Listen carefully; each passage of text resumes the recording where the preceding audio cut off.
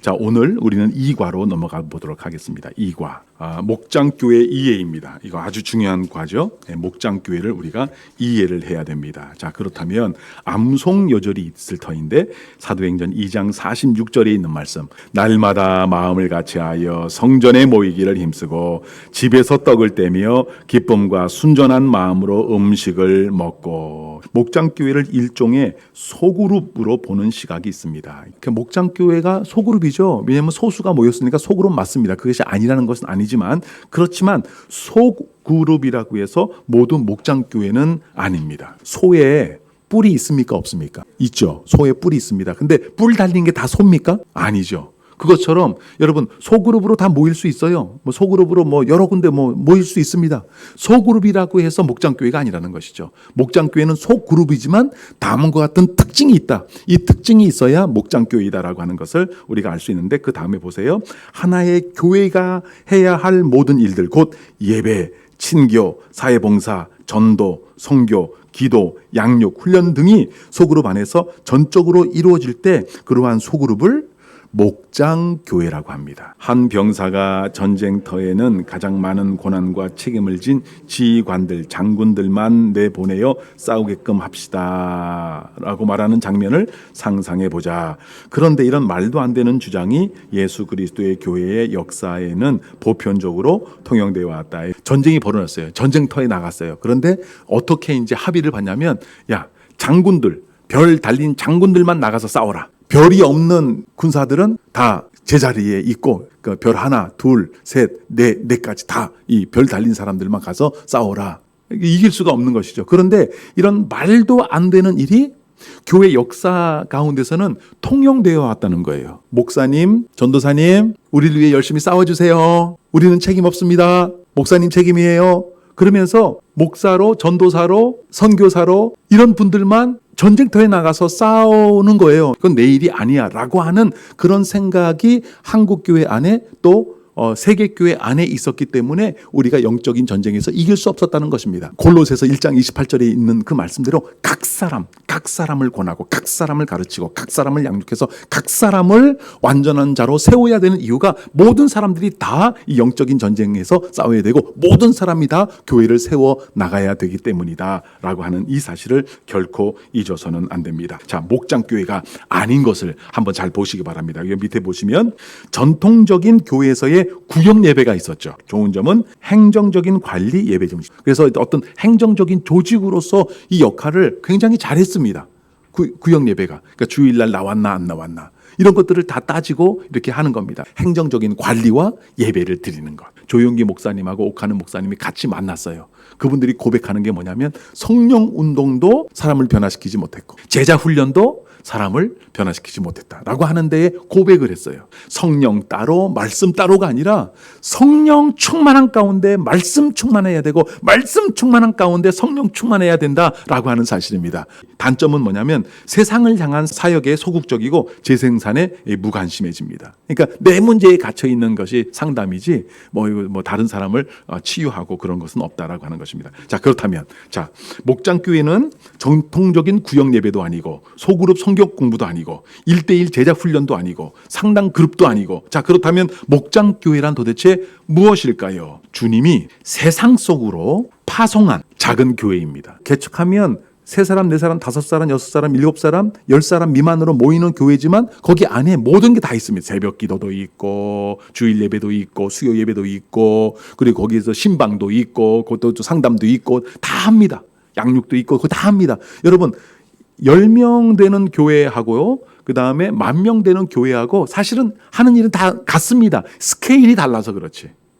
그러니까 여러분, 목장교회는 뭐냐면 주님이 세상 속으로 파송한 작은 교회라고 생각하시면 됩니다. 목자들은 목사라고 생각하시면 됩니다. 작은 목사라고 생각하시면 됩니다. 그 교회가 교회의 기능을 감당한다라고 그렇게 생각을 딱 하고 계시면 됩니다. 목장교회는 작은 교회다. 목장교회는 작은 개척교회다. 이렇게 생각하시면 되는 거예요. 자, 그렇다면 목장교회 사역의 이상적인 것, 우리가 꿈꾸는 것은 무엇인가? 첫 번째, 2날개로 비상하는 교회입니다. 하나는 주일에 모이는 주일 예배 대그룹 모임, 하나는 주중에 모이는 소그룹 목장교회 모임이다라고 하는 것이죠. 두 날개로 비상하는 교회. 자, 사도행전 2장 46절 그리고 47절에 있는 말씀, 날마다 마음을 같이하여 성전에 모이기를 힘쓰고 집에서 떡을 떼며 기쁨과 순전한 마음으로 음식을 먹고 하나님을 찬미하며 또 온 백성에게 칭송을 받으니 주께서 구원받은 사람을 날마다 더하게 하시니라. 요즘은 시대가 바뀌었기 때문에 꼭 가정에서 모이지 않아도 좋습니다. 요즘에는 그럴 수가 없죠. 가정에 다른 사람을 드리는 것이 일단 코로나 때문에 굉장히 부담스럽고 이것도 안 되고 본인의 가정을 오픈하기를 이제 꺼려하시는 분들이 있는데, 야, 이번에 우리 집에서 모였으니까 다음엔 니네 집이야, 무조건 막 문 열고 들어가면 될까요, 안 될까요? 두 번째 보시면 사도행전 5장 42절에 있는 말씀인데요. 그들이 날마다 성전에 있든지 집에 있든지 예수는 그리스도라고 가르치기와 전도하기를 그치지 아니했다라고 하는 것입니다. 초대교회는 예수님을 증거하고 전도하는 일을 everyday 했어요. 그다음에 사도행전 20장 20절에 있는 말씀을 제가 읽어드립니다. 유익한 것은 무엇이든지 공중 앞에서나 각 집에서나 거리낌 없이 여러분에게 전하여 가르쳤다라고 사도 바울이 고백하고 있습니다. 수만 명이 모여 있는 주일 예배 때나 아니면 집에서 있을 때나 가르친 내용은 똑같았다는 거예요. 사람들이 10,000명이 모였으니까 더 수준이 있는 설교를 하고, 아니면 뭐 몇 명 안 모였으니까 대충 하고, 이게 아니었다는 거죠. 여기 보시면 공중 앞에서나 각 집에서나 거리낌 없이 여러분들에게 전하여 가르쳤다라고 말씀하고 있습니다. 사도행전에 나오는 초대교회의 모습도 그렇고 성전에서 모이는 모임이 있었고 주중에 소그룹으로 모이는 목장교회 모임이 있었다. 이것이 예수님께서 꿈꾸셨던 교회의 모습이었다라고 하는 요 점. 그리고 했던 일들은 성전에서 모이는 큰 대그룹 모임이나 가정에서 모이는 소그룹 모임이나 하는 일은 똑같았다. 가르치는 것도 똑같았다. 그러니까 목장교회는 주님께서 세상 속으로 파송한 작은 개척교회다. 이렇게 여러분께서 분명히 이해하고 계시면 됩니다. 자, 2번을 보겠습니다. 주일 예배 같은 대그룹 모임과 목장교회 같은 주간의 소그룹 모임이 균형을 이루어야 할 이유는 주일 예배의 장점은 살리고 주일 예배의 아쉬움을 목장교회 모임으로 보완하는 것입니다. 그러니까 주일 예배의 장점이 분명히 있지만 주일 예배가 다 책임지지 못하는 영역들이 있는데 그 주일 예배가 책임지지 못하는 영역을 이제 목장교회 모임을 통해서 보완해서 이제 완전하게 만들어가는 것입니다. 주일 예배의 장점, 그것은 예배의 축제성이죠. 막 모이고 비전센터는 나 그래서 더 좋은 것 같아요. 아주 큰 교회에 몇 명 한번 썰렁한 것보다 좁아서 북적북적하고 그게 어떻게 보면은 더 우리가 서로 피부로 닿고 또 서로 교제하기에 좋을 것 같습니다. 여러분, 이 주일 예배의 장점은 뭐냐면 잘 준비된 이런 예배의 모든 순서들이 있다라고 하는 것입니다. 그럼에도 불구하고 주일 예배의 아쉬움, 단점이 있습니다. 그것이 무엇인가 하면 여러분들이 손들고 질문할 수가 없습니다. 그렇기 때문에 수동적으로 앉아 있을 수밖에 없습니다. 물론 제가 여기서 사랑하라고 고백하세요, 같이 힘차게 목소리를 높여서 찬송합시다, 뭐 이렇게 이끌어 가지만 그것은 아주 적은 부분이고 결국은 우리는 주일 예배는 내가 능동적으로 참여하지 못하는 그런 단점이 있을 수밖에 없죠. 여러분, 이 예배는 어쨌든 하나가 되어서 주님 앞에 드려져야 되는 거기 때문에 궁금한 것이 있어도 질문할 수가 없고 옆에 있는 사람한테 내가 은혜가 돼서 이 나에게 주시는 말씀이야, 그 얘기해 주고 싶어도 예배 시간에는 얘기를 해줄 수가 없어요. 그때 얘기해 주면 안 되는 거예요.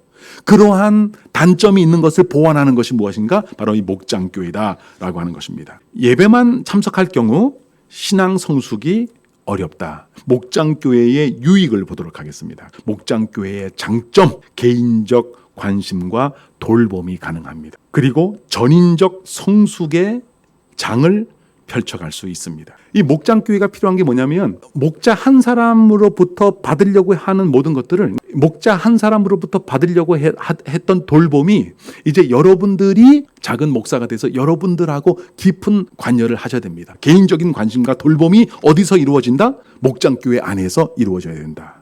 그리고 그것이야말로 전인적으로 성숙될 수 있는 곳이다. 크지만 작은 교회, 작지만 큰 교회, 이것이 바로 우리가 추구해 나가고 있는 교회입니다. 사람들이 큰 교회를 찾는 이유가 무엇일까요? 한번 생각해 보시기 바랍니다. 긍정적인 면을 보면 다양한 프로그램을 통한 만족이 있겠죠. 그리고 또 좋은 설교를 들을 수 있으니까. 그리고 또 시설, 좋은 시설을 제공해 주겠죠.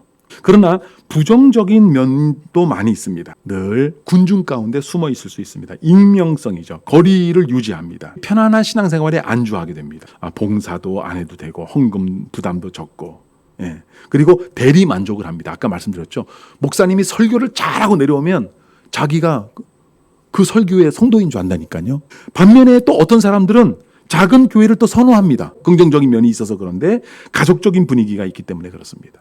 그리고 담임 목사와 또 친밀할 수 있기 때문에 그렇습니다. 그리고 또 많은 봉사 기회가 있기 때문에 그리고 본인이 가자마자 중요한 인물로 곧바로 부각이 됩니다. 자기를 알아주는 것을 원하시는 분들은 이제 이런 교회로 이제 가는 경우가 굉장히 많이 있는 것이죠. 그러나 부정적인 면이 있죠. 너무 지나친 관심. 조그만 교회 나갔더니 아이고야 이거 뭐 맨날 전화 오고 숟가락 몇 개 있는지도 다 물어보고 그래 이런 것이죠. 그래서 상처받기가 쉽습니다. 그다음에 또 헌금에 대한 부담감도 있고 또 자기는 원치 않았는데 거기서 얘기하다 보니까 또 자기 과시가 또 이렇게 많이 나오고 또 훈련받을 수 있는 프로그램도 부족하고 이런 것들이 있습니다. 자, 그렇다면 크지만 작은 교회, 작지만 큰 교회가 되고자 한다라고 하는 것은 무슨 뜻일까요? 큰 교회와 작은 교회의 장단점을 보완함인데 어떤 의미냐면 장점은 극대화시키고 단점은 최소화시키는 겁니다. 그래서 가장 좋은 교회로 만드는 것입니다. 성경적인 유일한 방법이 뭐냐면 주일에 대예배로 모여서 대그룹으로 모여서 하나님 앞에 축제성 예배를 드리고 주중에 모이는 목장교회 소그룹으로 모여서 친밀한 사랑을 나누고 관계를 나누고 은혜를 나누고 말씀을 나누고 기도 제목을 나누고 사역을 같이 하고 이것을 해야 건강한 교회가 될 수 있다라고 하는 사실을 잊지 말아야 합니다. 3번, 제2의 종교개혁을 실천하는 교회가 되어야 합니다. 종교개혁은 성직자의 손에만 있던 성경을 모든 성도의 손에 있도록 돌려준 일입니다. 루터가 종교개혁을 시작한 이후에 종교개혁의 가장 중요한 핵심은 무엇인가 하면 예전에는 성경을요 히브리어, 헬라어로만 읽었습니다. 나중에는 라틴어로 번역을 해서 그 불게이트라고 하는 이 라틴어 성경으로만 이 성직자들이 읽어줬는데 일반 교육 수준이 안 되는 일반 사람들은 라틴어를 몰랐습니다. 주일입니다. 그러면 이제 성도들이 오는 거예요. 예를 들어서 뭐 영국이라고 칩니다. 영국 맨체스터라고 칩시다. 그러면 그 성당에 다 모여요. 이렇게 산테 프레테스 도미노스 이렇게 하는 거예요. 여기서. 근데 밑에 있는 분들은 아무것도 못 알아요. 아멘. 그리고 다시 돌아가요. 그리고 다음 주에 다시 와요. 그러면 알아듣지 못하는 성경 언어로 이야기를 해줍니다. 그런데 마르틴 루터의 종교개혁의 놀라움이 뭐냐면 이것을 그들이 알아들을 수 있는 언어로 번역해내는 겁니다. 그래서 영어로 번역하고 중국어로 번역하고 일본어로 번역하고 한국어로 번역해서 우리가 알아들을 수 있는 언어로 성경을 번역해서 우리에게 준 것, 우리가 읽고 이해하고 이 말씀을 따라 살게 된 것, 성직자가 없어도 하나님의 말씀을 가까이 할 수 있게 된 것, 여러분 이것이 바로 첫 번째 종교개혁의 핵심입니다. 그렇다면 두 번째 종교개혁, 더사랑교회가 해야 될 제2의 종교개혁은 아직도 성직자의 손에 있는 사역을 모든 성도의 손에 있도록 위임하는 일입니다. 여러분 박노철 목사 같은 평신도가 300명이 있다고 생각해 보시기 바랍니다. 그건 굉장한 거죠. 그러니까 박노철 목사 혼자만 사역하는 것이 아니라 여러분들이 저랑 같이 함께 사역할 때 놀라운 역사가 일어날 수밖에 없다라고 하는 것이죠. 자, 3번을 보시기 바랍니다. 제2의 종교개혁을 실천하기 위한 전략이 도대체 무엇인가? 더사랑교회, 목장교회 안에 10개의 부서, 꼭 여러분 10개의 부서를 제가 나중에 설명해 드리겠지만 꼭 10개의 부서가 다 없더라도 처음에는 뭐 3, 4개, 5개, 6개 이렇게 시작할 수 있지만 어쨌든 10개가 가능하거든요. 부서를 만들 수 있는. 그러니까 한 사람이 2개를 또 맡을 수 있는 것이죠. 그래서 목장교회 안에 10개의 부서를 세워서 목장원 모두가 한 부서씩 맡아서 책임지고 사역을 하게 하는 겁니다. 여러분들 목장교회 모임에 나온 분들이 4명이라고 칩시다. 그러면 다음 주에 사역을 위임하는 겁니다. 찬양 준비. A 집사님 다음 주에 우리가 세 곡 찬양 부를 텐데 세 곡 찬양 준비해 오세요. 네 알겠습니다. 찬양 담당이 되는 겁니다. 그러니까 그분은 모일 때마다 어떤 찬양을 우리가 부를 것인가에 대해서 책임지고 준비해서 오시는 분입니다. 자, 그리고 또 한 분에게는 사역 담당. 자, 우리 동네에 어떤 필요가 있는지 한번 돌아보시고 우리한테 한번 아이디어를 좀 내주세요. 그럼 또 이분은 또 동네를 보면서 여기 시장에 청소가 좀 필요하겠고 뭐 필요하고 사역을 또 준비해서 오는 것이죠. 그다음에 목자는 어떤 또 책임이 있을까요? 주일날 주신 목사님의 메시지를 또 질문해서 답을 얻도록 나눔을 할 수 있도록 나눔지가 있거든요. 나눔지를 철저히 준비해 가는 겁니다. 그래서 다 같이 모였을 때 사역을 함께 하는 것이죠. 이것이 바로 사역을 넘겨드리는 겁니다. 이것이 제2의 종교개혁이라고 하는 사실을 잊어서는 안 됩니다. 3번을 보시기 바랍니다. 10페이지 3번. 목장교회의 사명이 무엇일까요? 거기에 있는 글을 우리 한 목소리로 읽습니다.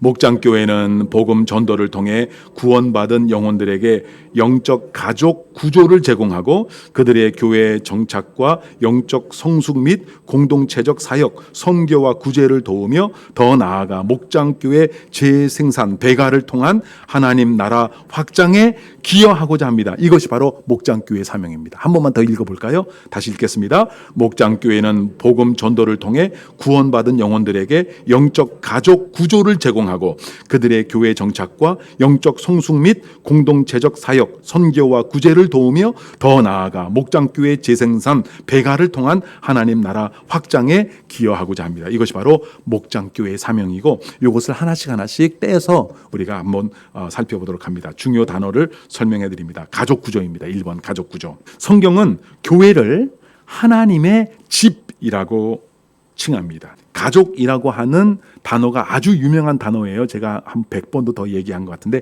오이코스라고 하는 단어입니다. 성경은 교회를 하나님의 오이코스, 집, 가족이라고 칭하고 있다. 그리스도인들은 하나님의 자녀요 또는 권속이라고 부릅니다. 이 권속이란 단어도 좀 어려운 단어인데 가족이란 뜻입니다. 가족. 교회가 아름다울 수 있으려면 성경적으로 움직이는 공동체가 되어야 하며 이를 위해 가족 구조가 요구되는데 목장교회가 바로 이 필요에 대한 대답이 됩니다. 더사랑교회는 정말 사랑 많은 가정 같은 교회가 될 수 있기를 축원합니다. 여기에 아멘 하시면 안 됩니다. 왜냐하면 잘 보세요. 더사랑교회는 정말 뜨거운 사랑이 있는 그런 가정 같은 교회가 되기를 원합니다. 가정 같아서는 안 됩니다. 성경은 교회를 가정답게 만들어라 이렇게 말씀하지 않습니다. 교회는 가정이다 이렇게 얘기해요. 그러니까 여러분 교회는 또 다른 가족입니다. 영적 가족입니다. 가족 같아서는 안 됩니다. 가정 같아서는 안 됩니다. 가정이어야 합니다. 그리고 가족이어야 합니다. 한 피 받아 한 몸을 이룬 형제요 자매인 공동체를 우리가 만들어가야 된다라고 하는 사실을 절대로 잊어서는 안 됩니다. 저를 한번 따라해 주시기 바랍니다. 나는 목장교회를 성경적 가정으로 만들 것입니다. 중요한 것입니다. 그렇게 돼야 우리가 성장해 나갈 수 있다라고 하는 사실을 잊지 말아야 합니다. 살아계신 하나님 아버지 이렇게 더사랑교회를 시작하게 하시고 주일 예배 주님께서 우리 많은 성도님들 함께 모여 또 온라인으로 주님 앞에 축제의 예배를 드리게 하시며 또한 목장교회 또 주님께서 원하셨던 그 소그룹 그 친밀한 사랑의 교제를 위하여 목장교회를 시작하게 하시니 감사합니다. 목장교회를 잘 이끌어가기 위해서 우리가 훈련한 지 벌써 한 달이 지나가고 있습니다. 주님 함께 해주심으로 말미암아 훈련 잘 받아서 목장교회가 무엇인지 잘 깨달아서 우리 목장원들을 사랑으로 이끌어 나갈 수 있는 모든 목자님들 부목자님들 삼아 주시옵소서. 모든 교구장님들 또 부교구장님들 또한 우리 모든 간사님들도 주님께서 붙들어 주셔서 성령 충만하게 해주셔서 이 아름다운 일에 쓰임받기에 부족함이 없게 하여 주옵소서. 성령님 우리가 모일 때마다 주의 성령께서 임해해 주셔서 영광 받아주시고 우리에게 기쁨과 사랑 축복 허락해 주실 줄로 믿사오며 예수님의 이름으로 기도드리옵나이다. 아멘.